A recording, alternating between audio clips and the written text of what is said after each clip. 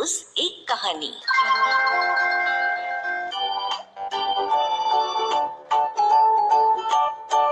Tales of Panchatantra. Panchatantra की कहानियाँ। चौथी कहानी, एकता का बल। एक समय की बात है, कबूतरों का एक दल आसमान में भोजन की तलाश में उड़ता हुआ जा रहा था। गलती से वो दल भटककर ऐसे प्रदेश के ऊपर से गुजरा जहाँ भयंकर अकाल पड़ा था। कबूतरों का सरदार चिंतित था। कबूतरों के शरीर की शक्ति समाप्त होती जा रही थी। शीघ्र ही कुछ दाना मिलना जरूरी था। दल का युवा कबूतर सबसे नीचे उड़ रहा था। भोजन नजर आने पर उसे ही बाकी दल को सूचित करना था। बहुत समय उड़ने के बाद कहीं वो सूखाग्रस्त क्षेत्र से बाहर आया। नीचे हरियाली नजर आने लगी तो भोजन मिलने की उम्मीद भी बनी। युवा कबूतर और नीचे उड़ान भरने लगे। तभी उसे नीचे खेत में बहुत सारा अन्न बिखरा नजर आया। चाचा, नीचे खेत में बहुत सारा दाना बिखरा पड़ा है, हम सबका पेट भर जाएगा। सरदार ने सूचना पाते ही कबूतरों को नीचे उतरकर खेत में बिखरा दाना चुनने का आदेश दिया।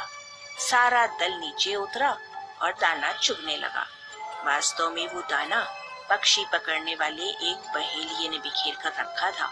ऊपर पेड़ पर तना था उसका जाल। जैसे ही कबूतर दल दाना चुगने गया, जाल उन पर आ गिरा। सारे कबूतर फंस गए। कबूतरों के सरदार ने माथा पीटा। ओ, ये तो हमें फंसाने के लिए फैलाया गया जाल था। भूख ने मेरी अकल पर पर्दा डाल दिया था। मुझे सोचना चाहिए था कि इतना अन्न बिखरा होने का कोई मतलब है।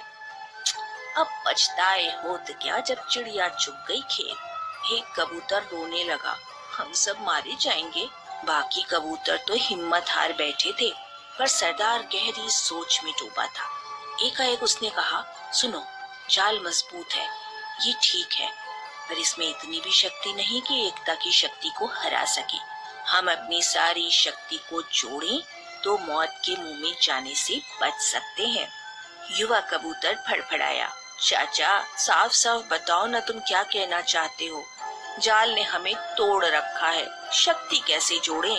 सरदार बोला, तुम सब चोंच से जाल को पकड़ो, फिर जब मैं फुर्र कहूँ तो एक साथ जोर लगाकर उड़ना। तभी जाल बिछाने वाला बहेलिया आता नजर आया। जाल में कबूतरों को फंसा देखकर उसकी आंखें चमक उठी। हाथ में पकड़ा डंडा उसने मजबूती से पकड़ा और जाल की तरफ दौड़ा। बहेलिया जाल से कुछ ही दूर था कि कबूतरों का सरदार बोला, फुर्र। सारे कबूतर एक साथ जोर लगाकर उड़े तो पूरा जाल हवा में उठा और सारे कबूतर जाल को लेकर ही उड़ने लग गए। कबूतरों को जाल सहित उड़ते देखकर बहेलिया अवाक रह गया। कुछ संभला तो जाल के पीछे दौड़ने लगा।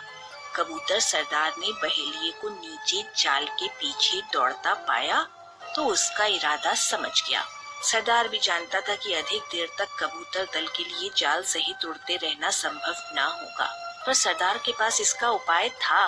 निकट ही एक पहाड़ी पर बिल बनाकर उसका एक चूहा मित्र रहता था। सरदार ने कबूतरों को तेजी से उस पहाड़ी की ओर उड़ने का आदेश दिया। पहाड़ी पर पहुंचते ही सरदार का संकेत पाकर जाल समेत कबूतर चूहे के बिल के निकट उतरे। सरदार ने मित्र चूहे को आवाज दी। सरदार ने संक्षेप में चूहे को सारी घटना बताई और जाल काटकर आजाद करने के लिए कहा।